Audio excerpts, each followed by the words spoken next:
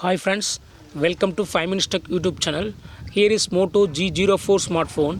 In this video, you will learn how to activate sidebar on your phone Moto G04. First of all, go to settings of your phone here, then go to gestures and here select sidebar, and here you are seeing use sidebar option. Just turn on this button. Now go to home screen and you can swipe from the side of our phone, that is right side of our phone, near buttons. Okay, if you swipe like this, some shortcuts will be opened, and here you can directly go to that shortcut.